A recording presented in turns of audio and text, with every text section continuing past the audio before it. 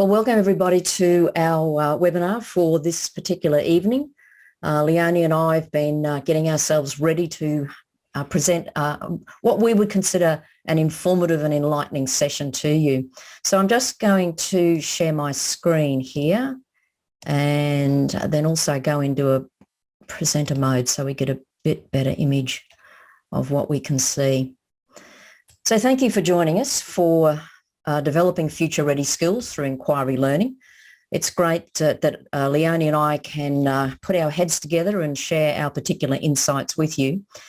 So just going to a disclaimer here that the views and opinions that we present are ours based on our involvement over the years in this area of inquiry learning, but also just to make sure that you are taking what we share with you and then working out how it will apply to your particular environment where you are. There is a restriction too that EduWebinar and StudyVibe does not give permission for any capture, recording or reproduction of this webinar in any format. What we will do, we will provide a recording to you so that you have the recording and the slides as we go through. So just by way of introduction and providing a different focus for how we present both Leonie and my credentials to you, usually people talk about their years of experience in education and so forth. But for us, we're going to do it differently because of the work that we're doing, working with young people in a very different virtual space, particularly in the last sort of couple of years. So for me, it's a process of, for most of us, we've probably all done a Myers-Briggs or we've done sort of some DISC profiling. But for me, the profiling tool that I found was most enlightening for me as a teacher is the Talent Dynamics profile tool, which really showed my strengths, my capabilities, my talents kind of in a nutshell and in a very short report, and also in a memorable report whereby I could go back and find the information and see the connection and having those aha moments. So the genius smart that emerges for me is the ideas. So the big picture, innovation, intuitive thinking, and hence it explains to me why I have set up different companies for various purposes. So the KB Enterprises for the youth work and for the working with parents, and then the EduWebinar for the professional learning for educators. And all linked to making sure that it's connected with my purpose, aligning with the global goals for quality education, because the global goals are about all aspects around the world, not just for those countries where we see the greatest need. And then embedded all through that are my top values. So this is really what gets me motivated and going into the day. And I'm making sure that regardless of the group that I'm working with, that it's not just these values that I hold for myself, but also for the audience that I work with. And then for the last couple of years, for me, for the last 5 years, maybe a bit longer, working with the Genius School community. Then also bringing in the kind of credentials of working in the school library environment as a teacher librarian previously, and then now working differently, that the work that I've done in this area where we're talking about inquiry learning and the development of future skills, I co-authored some material here, a peer-reviewed article with June Wall back in 2014. And then in 2015 developed an inquiry skills and scope and sequence chart. That was in 2015. And I've been asked if I will revise that. So that's kind of a summer break exercise to revise that and do it again. And then in 2016, taking the higher level thinking even further and also to the whole leadership component about us needing to be more self-aware of who we are as leaders, not by title, but by what we do within our school communities. And then continuing that in the way of presentations and webinars. And for me, it was interesting to reflect here that this 2021 has been probably the most prolific year for me to be focusing on the future ready skills scenario and what's happening for developing the capabilities of our young people. So just going to Leonie for her to share her kind of journey and background as well into this space. Thanks very much, Karen. Yeah, just a similar journey, I think, with Karen as well. I started off as a teacher librarian, so right from the start, love of literacy and inquiry learning was what started me off on this journey. And as a secondary school teacher as well, and having teenage sons, one of the things that I developed was Study Vibe, which was a website designed to help students and parents and teachers engage in some of the sorts of skills and competencies that I felt weren't being provided at a school level. So the service to others comes in quite significantly for me in terms of the kinds of materials and things that I've created, and other resources like the Research Safari and the Knowledge Compass, which are based around inquiry learning, are quite big there. The other thing too, some of the programs that I've developed, it's really about student-centred learning, looking at equitable ways of children accessing education in a way that suits their learning styles and so on. So the kinds of values that I've listed there are the sorts of things that I try and reflect with my own students. I currently lecture at university at the moment, so the way I engage with my students is about all of these sorts of values as well. In terms of my genius, I'm a creator, but I'm also love the detail as well. So hence the kinds of resources that I create. I love to curate resources and put them together in websites and so on. So this is sort of the basis, I guess, for me. And if you can just go on to the next slide. These are some of the resources. Some of you may be familiar with them. So the Knowledge Compass is there. Research Safari, it's basically an inquiry-based website. It follows the 6-stage inquiry process, and it's designed for middle school students. So it brings in all of the things that have been at the forefront in terms of inquiry learning for many years. And in more recent times, I've got quite interested in looking at transversal competencies or 21st century skills, because these are the sorts of things we as teacher librarians often develop with our students, but up until recently there was no really formal way of either identifying or naming them. So this has been quite a large part of the research I've been doing and the materials that I've been creating over the last few years. I've got a website there, Transversal Competencies, and wrote an article about where transversal competencies fit into the Australian curriculum.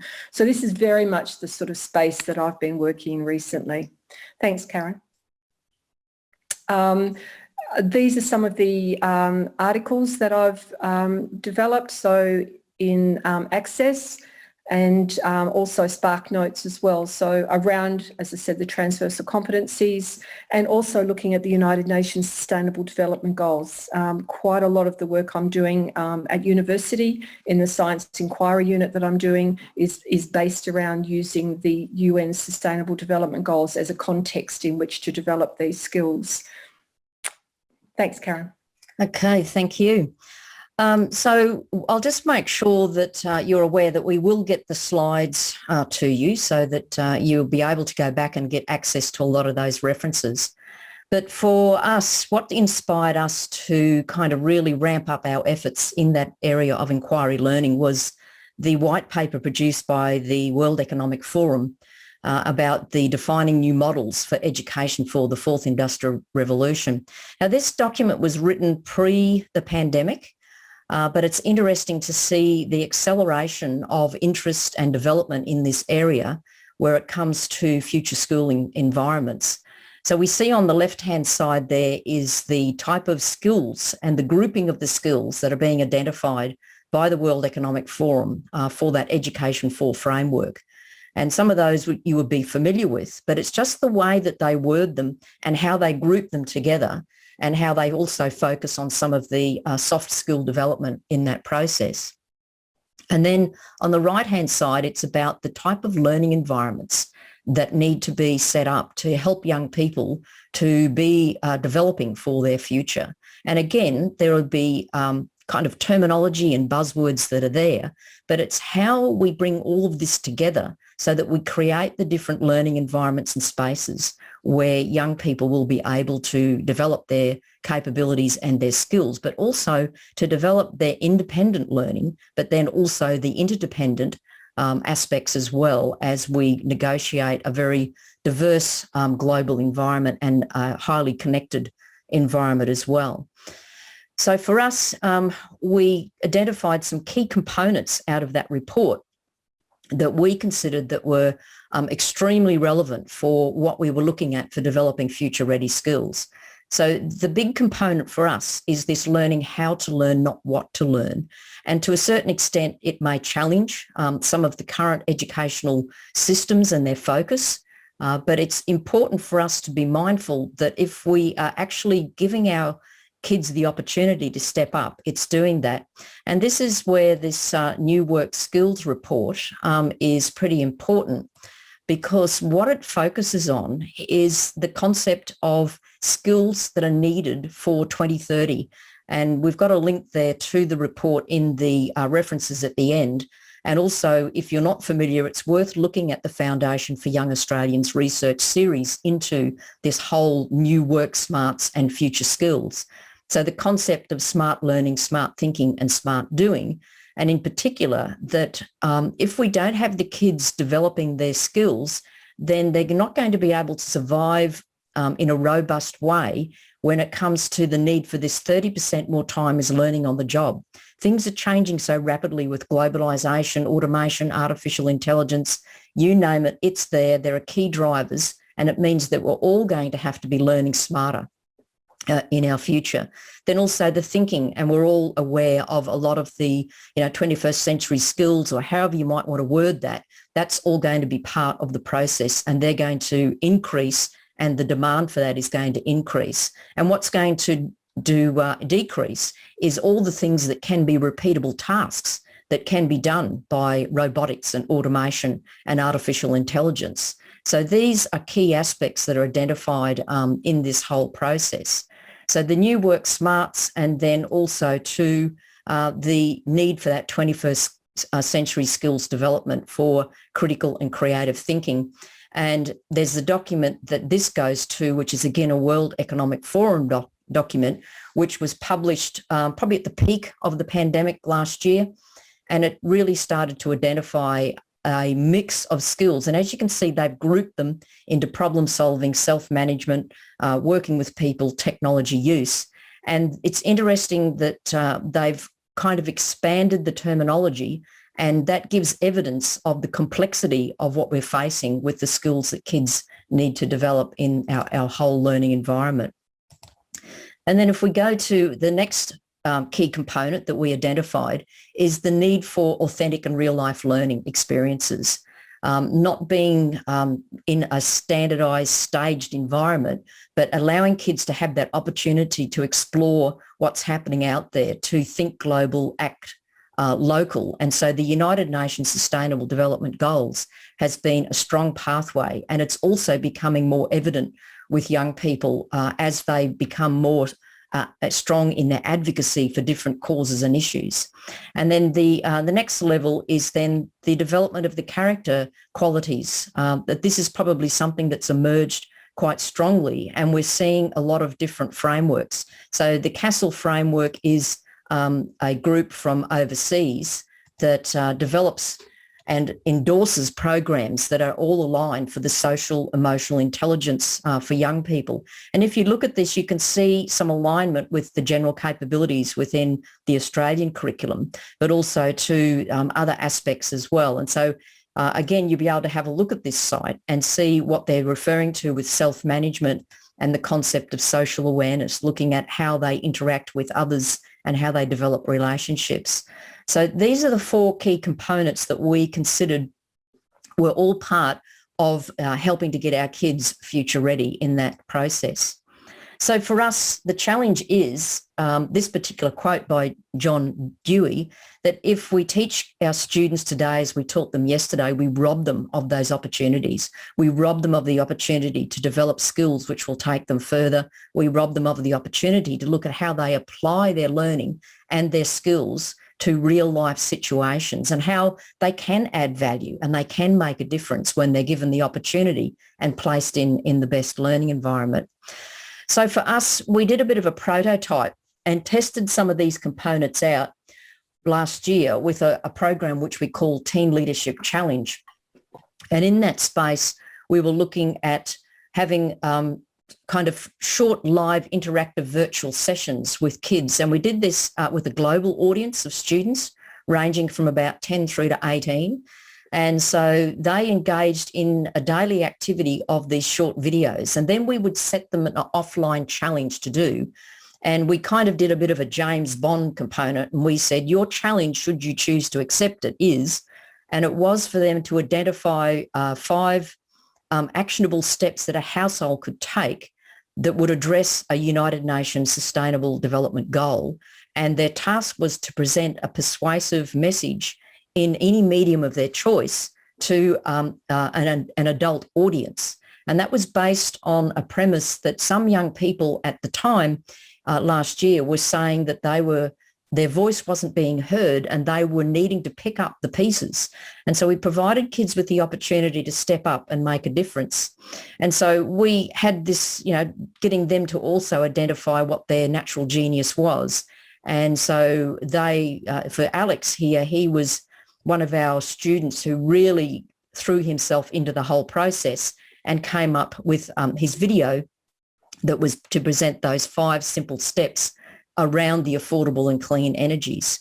The outcome of this is we identified that students would show up on a daily basis online to class. They would show a commitment to the task because we were making it intriguing. We were handing ownership to them to come up with the steps. We just provided the kind of scaffold and the framework for them to work in.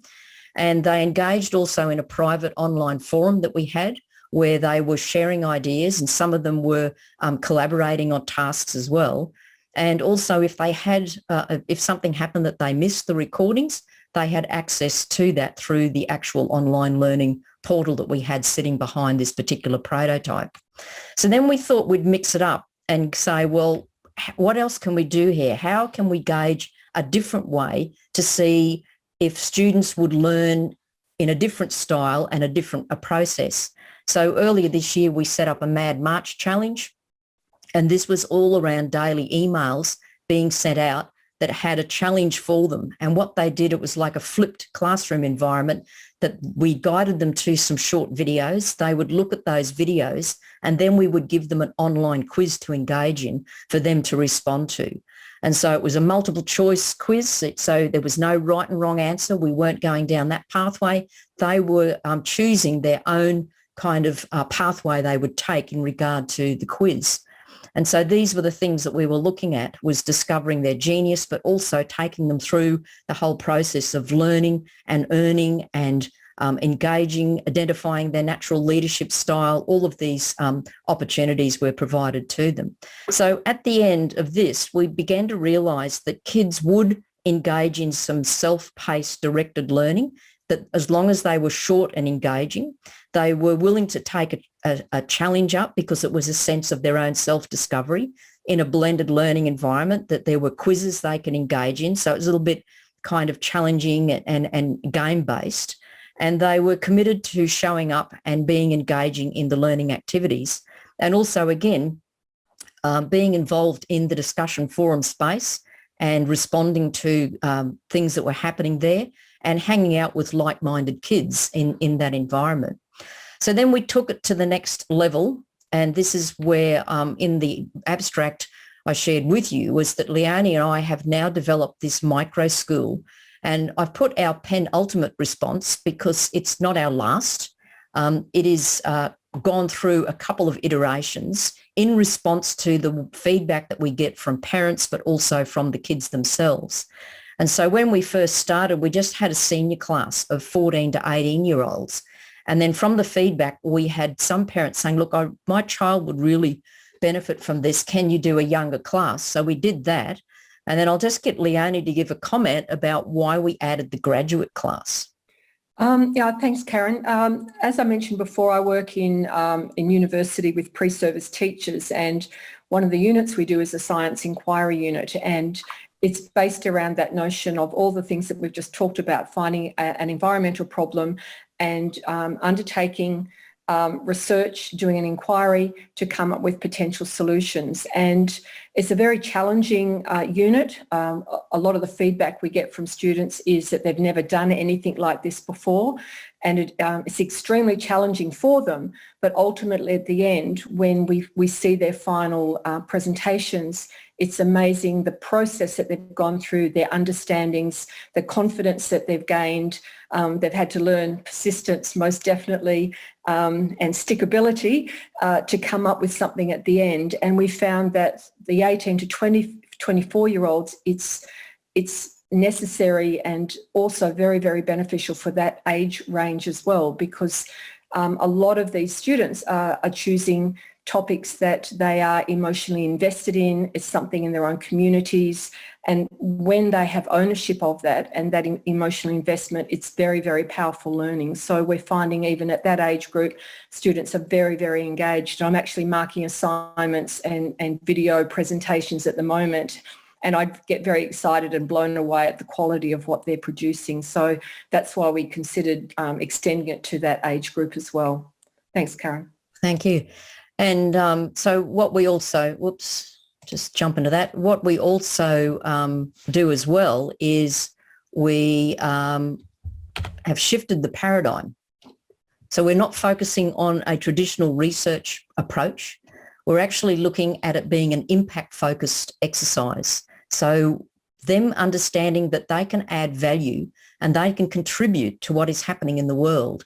So it's utilising their natural strengths and abilities that they have, their way that they can navigate and explore the information for themselves. And as Leonie said, it's that emotional attachment that they get engaged in it because they know that they can have a voice and they can make a difference. And it is this real life authentic learning process. So it's all about making it personalised, focusing on the student being in charge of their learning. So it's student-centred, it's personalised. And also it's not subject focused. It's an integration of resources and materials that they bring to the higher level order that's involved in thinking through processes about having an impact focus rather than an information focus in the process.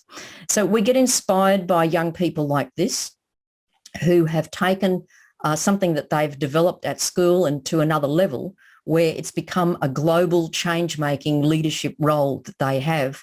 So the Byebye Plastic Bag schools from Green School Bali started off just as a inspired by lesson in a school, but then have now stepped up and they're addressing the United Nations forums, they're involved in TED Talks, and they now have a global movement around saying no to plastic bags.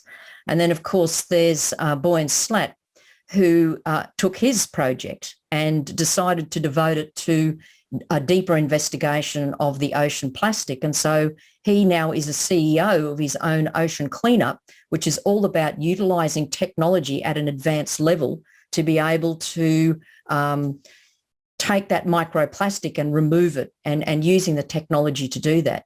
So he's really embraced the whole future scenarios of what can happen here, but taken it from an age of 16 and taken it to a higher level of contributing to, world development and changes. So for us, we see different school scenarios emerging.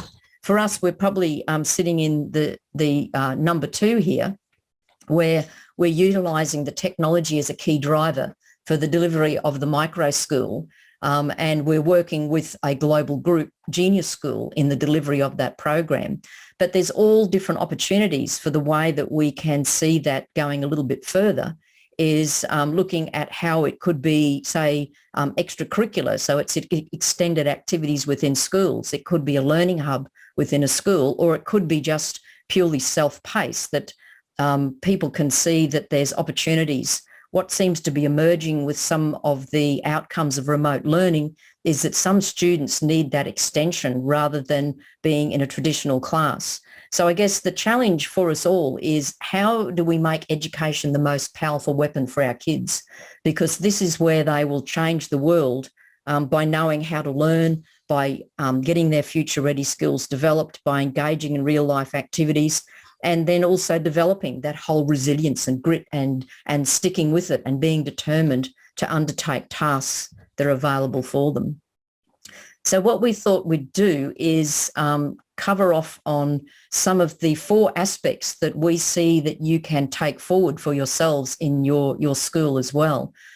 So I might just stop, Leonie, and see whether there's any questions before we go into this next stage. Yes, Karen, I had one here from Tennille. Is that as we are quite restricted by the senior syllabuses, can you suggest ways to incorporate this type of learning within those frameworks? So from within these particular frameworks?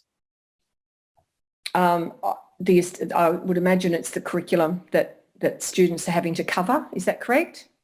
Yes, okay. Well, it's always a challenging aspect within the senior curriculum because it is tending to be more individualised work and at a higher level. But it's a case of there are opportunities where some students will need that extension, and this is an opportunity where you can have that happening within the school. I know a number of schools who do sort of lunchtime activities or lunchtime programs, and it's spread over a whole term. And so it's in addition to what the curriculum is, and it's really operated and delivered from the school library. So someone who comes to mind who has done that is Laurie Corriday and Holly Godfrey at their school. They actually offer a program which takes kids through this higher level of development of their skills and capabilities. So there's always going to be the situation where in curriculum, there is the opportunity to explore the United Nations Sustainable Goals, but with kids who are needing that extension, then it's through a school library-based program that this can happen. So just going through some of these aspects that really, there'll be things that we'll be saying that are familiar to you. There'll be things that we're also going to be offering you to explore in a different case scenario as well. So the very first one is looking at the whole inquiry framework that you have, and all of you will have all different frameworks that you're using. But the strong point that we want to get across here, that it needs to be active learning and not passive learning to actually engage students in developing their future ready skills, and inquiry being the framework and the pathway for doing that. So the very first thing is, opening the mind through curiosity. And so, Leonie, I know that you have worked in this area with some young people to explore that possibility. That's right, Karen. The other thing with this section too, for many of you, you're probably familiar with Art Costa's habits of mind. So if you go back and look at quite a few of those habits, things like responding with wonderment and awe, remaining continuous to learning and so on, remaining open to continuous learning. So if we look at the term habit of mind, this is this disposition, I guess, that we're trying to develop in students to always be in a question, always wonder around things. And often in our formal education, we haven't done that. It's been introduced as today we're going to do X, Y, and Z, open up your textbook, and here we are, here's the lesson. But now it's about handing children permission to engage in that wonderment, to look at things that interest them and excite them. And for me, as one of those values that I mentioned right at the start, it is about honouring and validating where children are at in terms of their interests and so on. So if we start with where they're at and what they understand and what they're interested in, often that will be provide more opportunities because they will have that emotional investment in it. And it's about trying to get them to think about things in different ways, that solutions aren't necessarily cut and dried, that there's many ways of doing things. I love the term a wicked problem, is that there's no simple solutions to things, but let's go down the rabbit hole and find out as much as we can about it. So that's a great way to start off these inquiries, I think, is that sense of let's go on an adventure. That's why I created the research safari, was let's go on a safari to see what we can find and navigate new territories and those sorts of things. So that to me is a very important part of the whole process. Thanks, Karen. Yeah, and it's important that we give that foundation. So we open the possibilities for students that they can explore things that they may be passionate about or interested in. And that's why for this next stage, it's identifying and defining a specific problem that's relevant for them. And it may not necessarily be associated directly with the global goals. It could be a community issue or problem. It could be like a polluted creek system in the local neighbourhood, or it could be something to do with the park, or it could be if they're living near the beach, it's the pollution and the microplastics. So making it really that emotional attachment that this is affecting you on a day-to-day basis. This is going to have an impact for you and your future if you aren't going to be stepping up and being involved in this and persuading people to make a change for what's happening. And this is why it's interesting to see, going back to the Byebye Plastic Bags, these girls defined a specific problem that was at Bali. And I don't know whether people have been to Bali, but when the monsoon comes, that's when all the plastic is washed out into the ocean, onto their beautiful beach areas, because of the way that people just discard things, just throw it into the nearest gutter or throw it into the nearest creek or the river system. So for them, they were defining a specific problem that was relevant for them, that they felt that they could make a difference and a change. And they've done that significantly and had a global impact. If we look at young Buoyant, he used his research that he'd done for school, a project, to actually set up an hypothesis, which was that ocean plastic pollution was impossible to clean up. He set himself this challenge, and then he used advanced technologies then to make a difference for the ocean and to how to harvest that plastic, but then not only harvest it, to then get it recycled. So he's taken things to a whole different level because he was opening his mind, but also he was creating key questions and open-minded questions to create his own solution for that. And so there's this sense of ownership by engaging kids in active learning. And then these next few, I'm just going to click through so they all appear. These next few really are evident and are probably no surprise to you because it's the things that we do, but it's really getting the kids to take the ownership and to be facilitating their learning and have it more student-centred, rather than taking them through a pathway, a step-by-step exercise, because we all know that as they navigate through all of these different stages in inquiry, they will have to go backwards and forwards. It will be that the question that they asked and the material that they've located and curated may not necessarily, when it comes to the stage of synthesising, be laser beam focused on the issue or the problem that they have identified, because it is so complex. As Leonie said, it's a wicked problem. It's nearly unsolvable, but, let's embrace it and let's explore this. And then to look at the whole design and creation and presentation that suits the actual student. And that's why when we were working in the Teen Leadership Challenge, we offered them the opportunity to naturally gravitate towards a medium that they felt that they were more inclined to use or were more familiar with. And so that's when we had them all producing different things. For Alex, he produced a video. For others, they produced like a checklist. For others, they produced a infographic. For others, it was a pamphlet or a folder. It was really up to them to kind of naturally go towards what they felt they were most comfortable in using.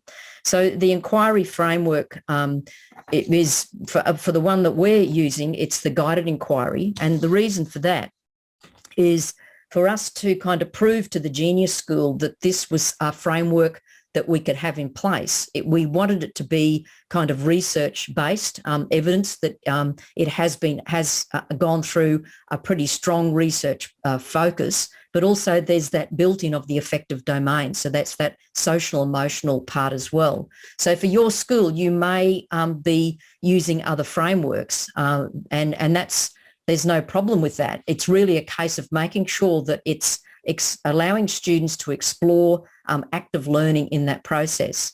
And we're actually working with Leslie in regard to the Teen Quest and working with her to how the guided inquiry is well and truly embedded in the process.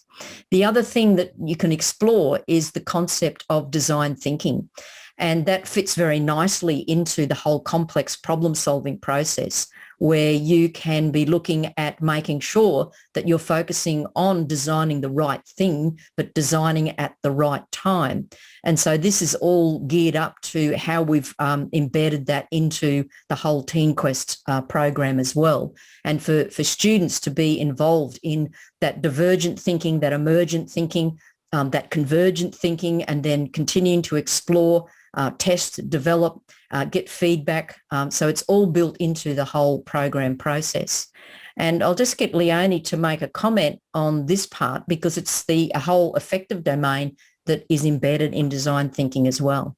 Okay, thanks, Karen. This is a document that came out from MIT recently. A colleague of mine gave it to me, and she was so excited to say finally they're starting to bring that affective domain into a much more formalised process, so that while students are actually going through that design process, there's an acknowledgement of this affective domain and that the essential nature of it. So at the top you can see there empathy, mindfulness, joy and non-attachment. And again, they remind me of going back to Art Costa's Habits of Mind, is that sense of wonderment and awe.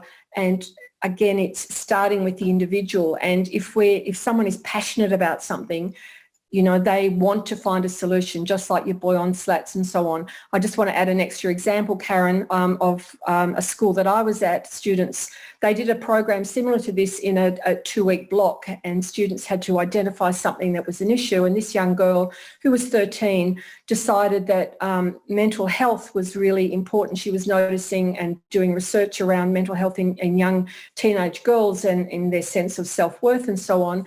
And in the science department, they were doing app development. So she created an app called Girl Happy. And it was created, she actually went on the news, on current affairs, and became quite a celebrity in the school. But she created this app that was supporting young teenage girls to help develop their self-esteem and so on. So again, it's that that empathy of understanding what the problem is, and she'd internalised that as well. Having non-attachment to it allowed her to go off and do what she needed to do to get the evidence to come up with a solution to the problem. So I think more and more there will be a convergence of the affective domain as well as these other domains. And when we get into the transversal competencies, you'll see that more and more this is being acknowledged and even starting to be put into a much more formal process within existing curriculums. Thank you. So the next stage is that we want to look at so we've looked at the inquiry framework, and whatever framework you're using in your school is a strong basis around which you can build that active learning process. But now we want to shift to how we get this personalised and self-paced. So for us, we kind of work not necessarily in grade levels. We work in levels of self-awareness in many respects for how we group kids. And then as we break them into breakout sessions, it's then aligning them with other students where they can complement each other like a big jigsaw and how they interact with each other.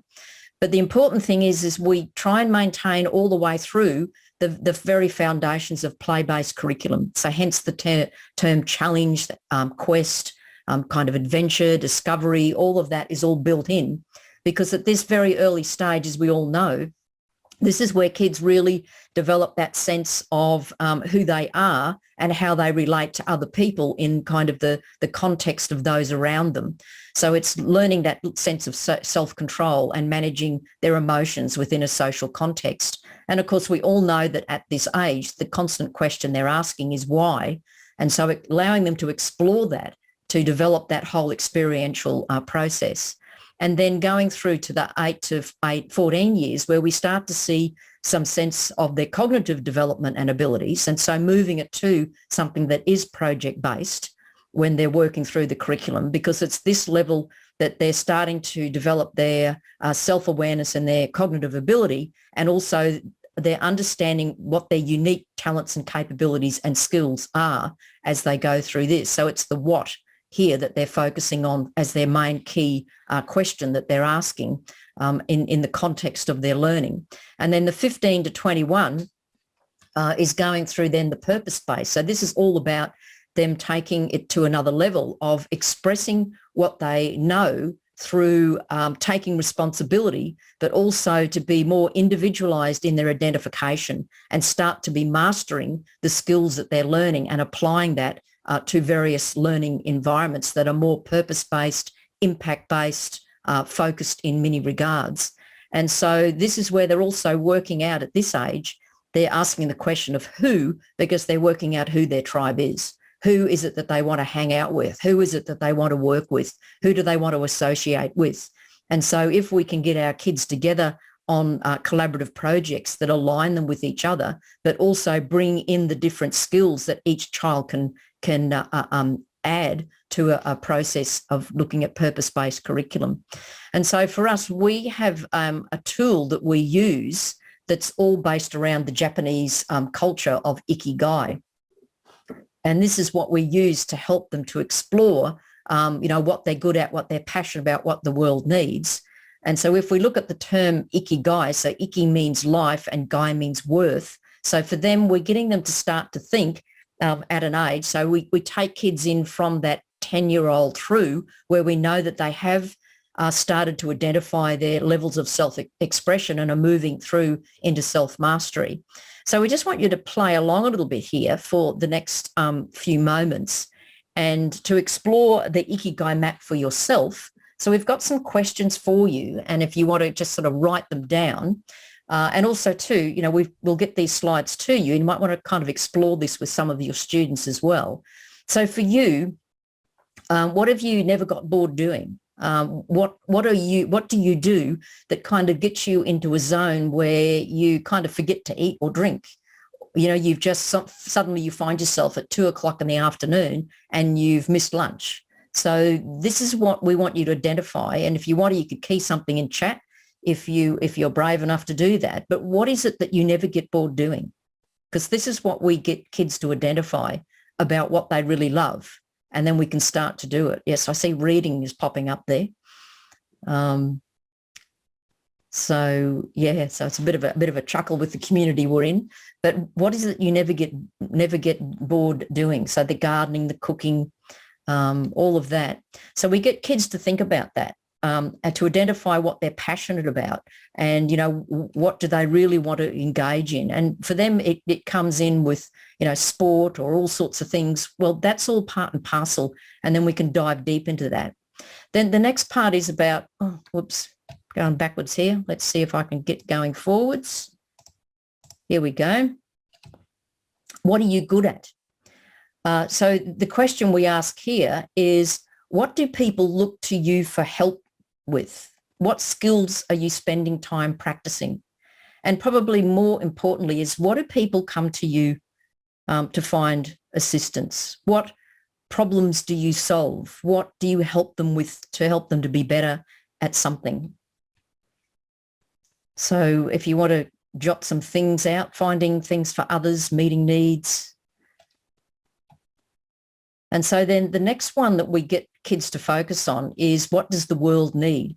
So we get them to think about their immediate community and what does that community need and how can they contribute a positive effect? So it's about you as well. I mean, what's your immediate community? And we don't need to be looking at a school community. It's what is your immediate community and what does that community need and how can you contribute to that? So the thing is that what we find is if we keep ourselves confined to the school environment, that we limit the opportunity for what can be explored and the possibilities that are out there in the real world when we're working through this whole Ikigai concept. And then the last one is, what can you be paid for? And what have you been paid for already? What could you be paid for? What do you want to be paid for? And then what would you do anyway if you didn't get paid? And this is interesting to see how young people respond to this, because most of them have this whole millennial generation has a whole different way of the way that they want to look at things. And many of them will want to be stepping up and doing some changes and really out there to reach out to people and provide the support that's needed, particularly amongst each other. And that's become quite evident over the last 12, 18 months, that young people are out there supporting each other. So this is the Icky Guy Map that we take our kids through. Now, we're fortunate in that we have little multiple choice quizzes that we can take them through that will help them to identify it a lot easier and quicker. But then we also get them to do a score.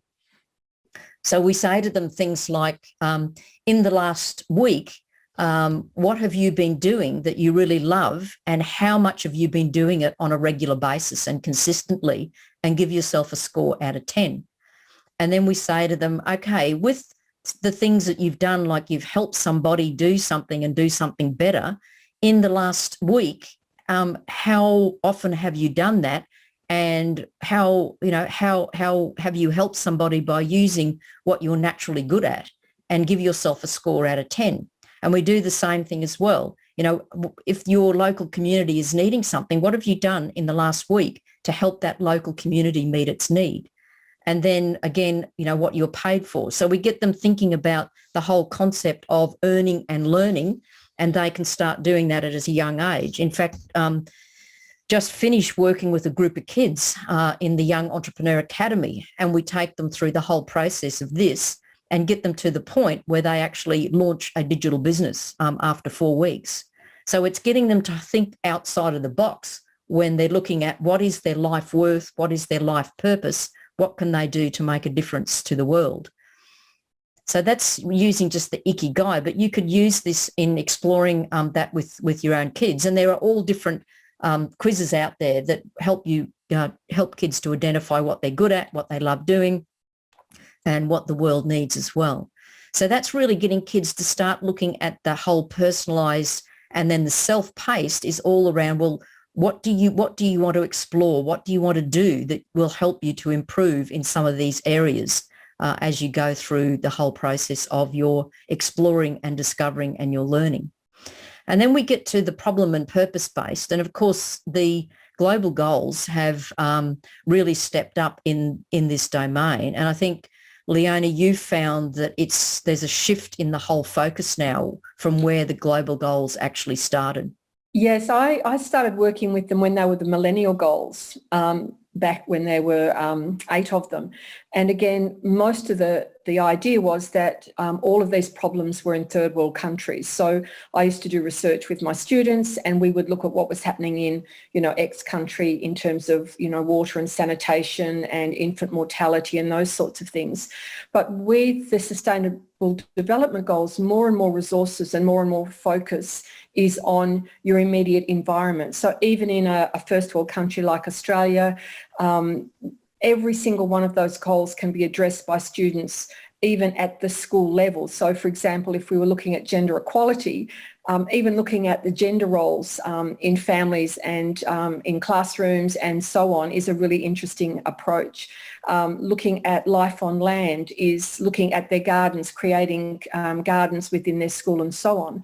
So again, it's going very much from the global to the local, and then for students to be looking at it in terms of their circle of influence. What is it that they can do within their own immediate environments, either at home or school or local community, where they can make a difference? And I think doing it that way is actually making it more meaningful for students, because the idea of helping children in a third world country, in the old way of thinking, it would be, oh, well, we'll raise money and we'll donate to Caritas or World Vision or so on. But now they can immediately see and take action locally and see outcomes. So I think that's a much more powerful way of addressing these or exploring these outcomes or goals. Yeah, and there's lots of resources developed out there that you have access to, and there's a link there, but there's also, some of you may have heard of the world's largest lessons as well. So all of these items are there. So you don't have to go and reinvent the wheel in what you're doing. And I see some of you are saying that, Raf said, I've unpacked it for STEM and design and tech in primary science. So there's all ways of connecting it through. But the big thing is what we need to think about. Oh, goodness, going backwards again with this little mouse. Let me just bring all of these up, because We can just engage in the normal research project, but I think that what we have to do is step it up. And we have to step it up by looking at the fact that we are dealing with complex problem solving as we embrace things like the global goals and everything around it. Each of those global goals has a whole host of targets that they're aiming to reach by 2030. So there are real challenges out there, and we can get our kids engaging in this and saying, well, here is a target. How do we go about solving that? And so it's looking at sort of this insurmountable opportunity or challenge, and then looking at how you can look at treating the cause. And that engages kids in a deeper problem-solving process than just skirting across the top and going, oh, well, let's just do the research and produce the results that we found through research. And then there's this whole level of critical thinking. So it's chunking it down then so that you're putting it under the microscope and identifying and asking the hard questions to solve that particular issue and provide a solution to that whole exercise, as we saw with Buoyant Slap, with what he's done. I mean, to go through that whole process of looking at the impact of microplastic and what's happening to the oceans and coming up with a solution that is utilising technology in a highly productive way is creating this, last part about the originality and the initiative. And then the analytical thinking, looking at the ideas creation and what could you do if you had the dollars, or what could you do if you had the time. So looking and exploring at that. And we just have to look at some of the things that have happened now, the recent global space travel. I mean, that is really taking things to a higher level of analysing and thinking and coming up with innovation and kind of meshing together the different types of technology and innovation that's out there with rockets, spaceships, air travel, all of that sort of thing. And then the reasoning is really coming and bringing all aspects of the kind of neuroplasticity of our mind, our left-right brain thinking, our intuitive thinking, our sensory thinking, bringing all of this together to come up with that whole design thinking approach of the ideation, using that emergent thinking, using that convergent, using that divergent thinking, bringing it all together. So really getting kids to be exercising every element of their brain and their mind when they go through this, and not just limiting it to one way of doing things. And then, of course, the creativity, originality, initiative is bringing that whole multiple intelligence to the situation that they're faced with. And the important thing is, as I've said before, providing real world environments where they're seeing the impact that they're having in what they're doing. And then the other future-ready skills integration is global citizenship. Now, often we have in the past talked about this as digital citizenship and the elements involved in that, but it now goes more than that. It's talking about the whole globalisation and the diversity of culture and the different perspectives that everybody brings from their particular frame of reference or their experience.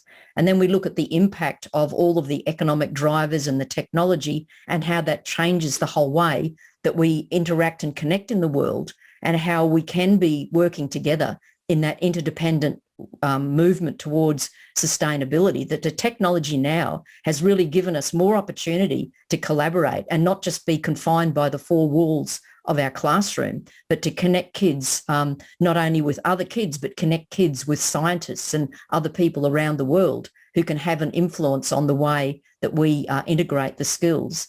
And then, of course, there's the whole active role. And we're seeing now the whole aspect of volunteerism. We're also seeing kids being advocates and campaigning for a cause. So it's kind of thinking global but acting local. And this is the whole shift in difference now when it comes to talking about global citizenship and the skills that are needed to survive in that interconnected global world.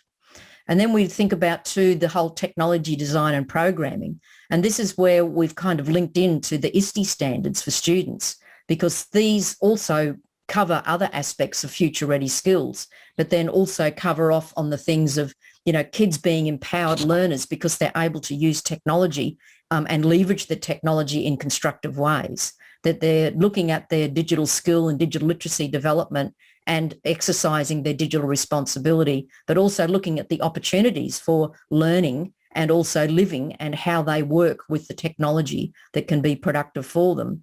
And then the knowledge constructor is, being creative in the tools. So, kids creating apps, kids being like just recently in Perth, a young 10-year-old had this snorkeling experience with his dad and saw the interactivity between an octopus and brown spotted wrasse fish and produced this new scientific paper.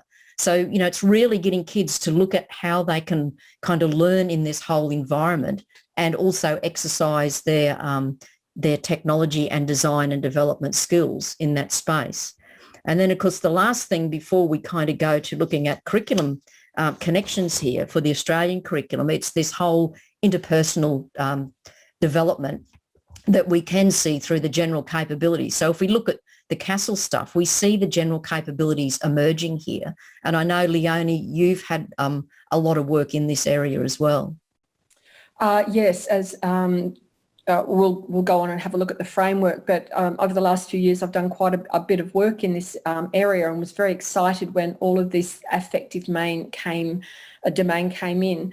And also a lot of research has been done through looking at different curriculums around the world and doing comparisons of all of these interpersonal skills as well. So there's a lot of evidence of them around. They're often called different things, but again, if you sort of look beyond the terminology, there's many, many similarities between these. And in the slides coming up, you'll actually get to see these. But again, that social awareness, social influence, it's that what Karen was saying is that connectedness with other people now. The empathy is there, cooperating with other people. And all of these are very much highlighted in the transversal competencies or 21st century skills. They're often referred to as soft skills.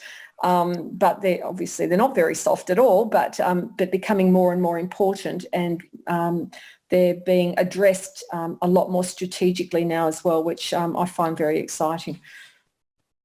Yeah, so we're going to go through some of the curriculum connections, and because Leonie's done extensive work in the transversal skills, I'll just get you to speak to this. I know it's a busy slide, but you'll get access to it, plus also the link as well with the resources. When I was doing research around this, I was actually in Europe and working on this, became aware of this ATS 2020. It was an initiative that was put forward by the European Union, and in the past it's been very difficult to capture these skills. Even Gonski in the Gonski report identified the fact that these so-called soft skills are hard to capture.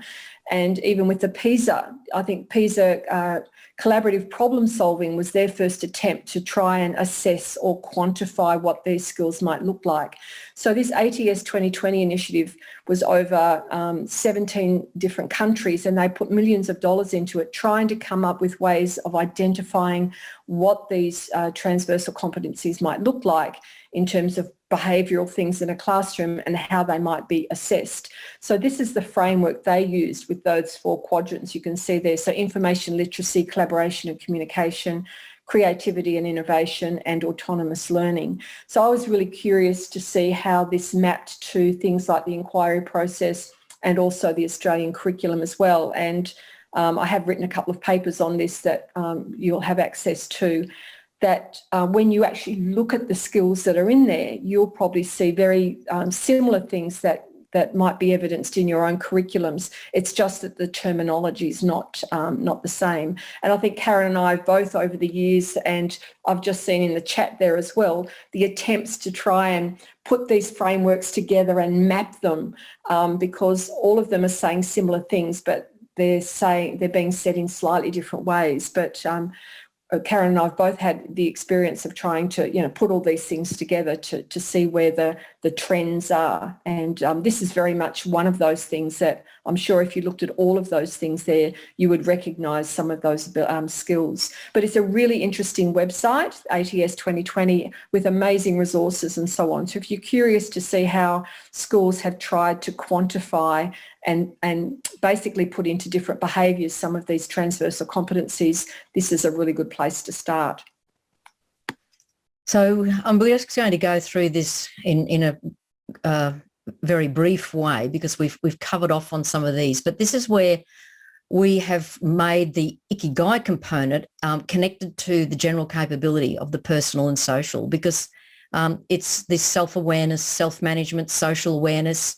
It's kind of getting that curiosity, getting that social connection, getting them kind of identifying with things that are happening in the world where they can make a difference. So that whole social awareness of what they can do, even the leadership, they can be leaders in certain areas by exercising their own abilities, as we've seen with the different examples of what we're given.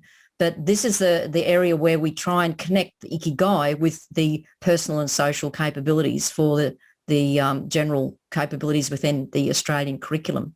And then for the guided inquiry design and whatever framework you're using, this is where all of you, I believe you'll see the identification there, that we're engaging kids in all of these aspects: inquiry, generating, problem solving, analysing, all of that active learning exercise there through that critical and creative thinking general capability.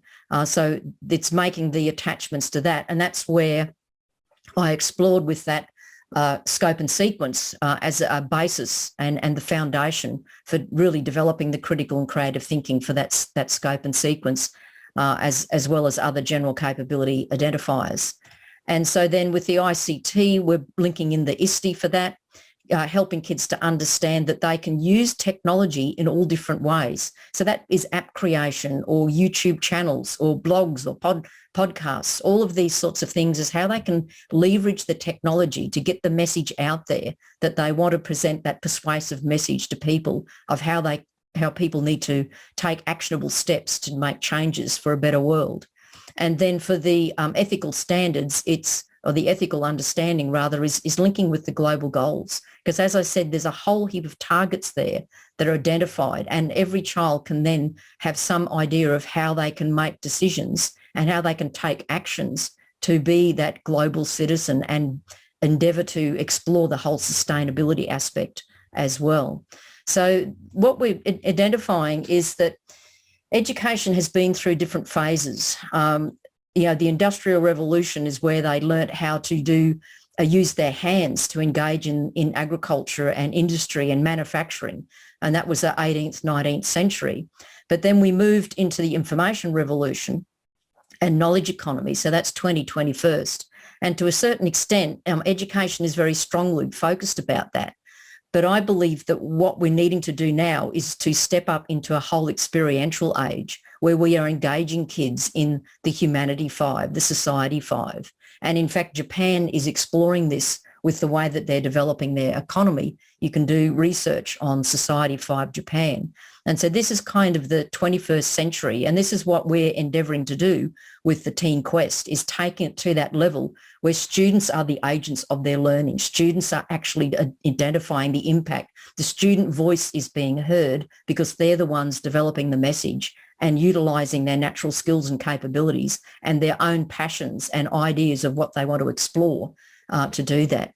So we've got an opportunity if people are interested, but I know that we're at the top of our hour.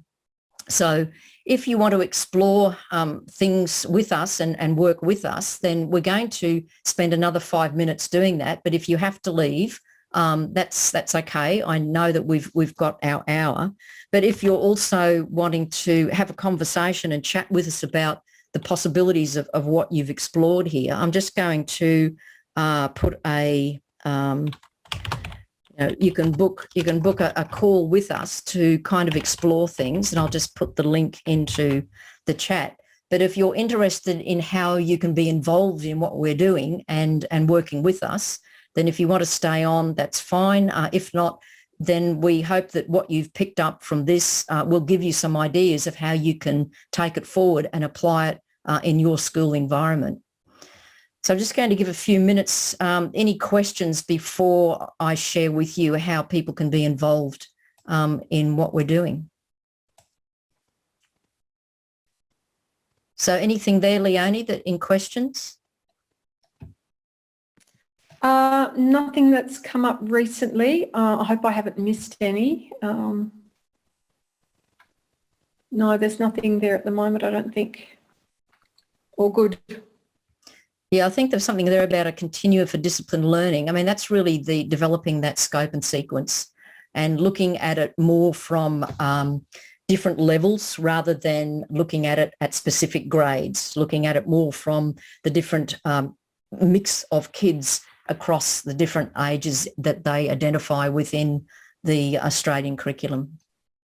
Another thing too, Karen, with the if you map backwards from what have been identified as those transversal competencies and map them back to the Australian curriculum, as Karen said, there is a scope and sequence there that you can use that shows a developmental sequence, even from K through to 10. It's, all of those, the cross-curricular general capabilities are 6 levels, so they go across 2 years, but it will give teachers a bit of an idea of what those behaviours look like in those different years. So if you're looking at things like resilience, you can see what resilience might look like in, a year 1-2 class. What kind of behaviours would you be actually looking at in terms of resilience and so on, and perseverance? So a lot of those, again, the terminology might be a little bit different, but if you accept that those skills are similar, then the scope and sequence is a good place to start to get an idea of how those skills might actually develop. Okay, so just exploring some opportunities here of how you can be involved with us, because we're working with Leslie to eventually have the Teen Quest as part of the different projects that they're involved in. And also I worked with Leslie when I initially developed the skills scope and sequence. And so that's all going to be part and parcel. So if you're a parent that has a child in that particular age group that we've got for that Teen Quest, then you can actually have your child involved with us in this program. And because we're leading it, we can offer a significant discount to people to be able to have your child involved. And for Australia time, we're working across 3 time zones, actually. We're working across Europe and America and the Australasia for the time zone delivery. And it's the whole combination. As I said, we did the prototypes. We worked out what was working with kids, what wasn't working. And so on Monday, Wednesday and Friday, it's the self-paced flipped learning concept. So we have them in a learning environment where they're looking at that. There are little tasks they do, which they do in their own time at their own pace. And then on the Tuesday and Thursday, we have the small group interactive facilitated learning where we're helping them to unpack this and have a deeper discussion of what's going on. So if you're a parent with a child and you know that this is something that would be of interest to them, I was actually having a very quick message, Facebook message conversation with a parent in the UK just before I came online, where they were asking because they were looking for something for their child who's 10, who's really at a level where they need to be engaged in a higher learning thinking environment. So as I said, we offer the 3 time zones, but for you, because you're Australian, that it's an evening, and it's really just kind of an hour commitment on the Tuesday and Thursday in a live space, but the other is kind of working through their own learning. And so it starts on the 13th and ends on the 8th. And the whole challenge is out there for them to develop their higher order thinking, their future ready skills, but also to develop their own persuasive message that they want to present as a change maker and a young leader, just in line with people like the Bali girls and Byron, and also the young fellow in Perth. All of that is the space that we're offering. So that's one way that you can be involved and be part of the work that we're doing with Leslie as well. The other way that you can be involved is that you might see an opportunity to partner with us to deliver it in your school, like those kind of scenarios we developed, that it could be like individualised learning. You've got a child that needs that extension, or you've got extracurricular stuff happening. It could be something that you do as a, ongoing lunchtime. It's kind of using so you're not reinventing the wheel, you're using the work that we've created, or it could be as a learning hub. So again, you're looking for different ways to engage some of the students, and you're looking for something that's already made, that's professional and credible. It's working from proven bases with the different inquiry learning processes, but also the research that sits behind it. So it's really a case of the self-paced modules can be accessed. We just set up a time frame. We set it up so it's accessible for the students. And then we're working with you to do the live interactive sessions as well with the students. So the class size is limited. We work with only a small number of students because we find that that is the most effective way for them to be able to have this personalised learning experience. So we work in US dollars because it's a global organisation that we're working with. And so it's at a reduced rate for doing that compared with what we would normally do. Again, it's working at like a 50% discount on that. And then the last way of being involved is maybe you want to replicate this whole process and kind of leverage what our experience in the whole way that we've developed this from the prototype right through to the micro school. And what can be involved in that is that we'll work with you to identify how it fits within your school needs and within your context. So even using the inquiry framework that you're having in your school and then looking at the whole flow of the micro course, helping you to develop the modules and then helping you to build that within your learning platform. So that's kind of a private price there, or a price negotiated through just personal consultation. So there's 3 different levels, and it's really up to you how you may want to be involved, or you might just say, okay, this really isn't for me. I just want to take what you've shared and then apply it to my school from what I've picked up within the particular webinar. So the link that I put into the chat is there if you want to book a call. So I'm just going to make sure that gets sent to you. So that's where you can just book an opportunity just to explore all the different options, but even just to explore the information that we've shared with you and how you might be able to apply it to your school environment. So as I said, the reference lists are there. Then you'll get access to all of this and you'll get access to the slides as well. So if you want to revisit, you'll also get access to the recording, so you'll be able to go back and kind of stop things and consider the information that we've presented. So if I'm going to stop sharing the screen at this point and just check to see if there's any questions people might have, and appreciate for those of you who stayed on for a little bit longer just for us to share with you that information.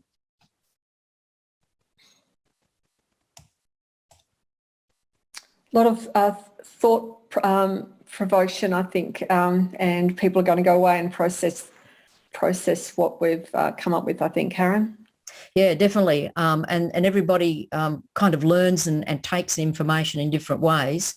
But please feel free to use that link to be able to connect in with us to explore what the possibilities are for your particular school or environment that you're in. So thank you, everybody, for being with us, and look forward to catching up with you and connecting in for any future webinars that we hold that will be of advantage for you for your ongoing professional development. Karen, just one question. There was whether they can be, the slides can be shared with colleagues. Yeah, sure. It's really a case of, you'll get them in a format where all we do is we just appreciate that you acknowledge where you've got them from and that you're working in a collaborative space with other people who are in the profession who are just as passionate as you are about the change that we can make for young people.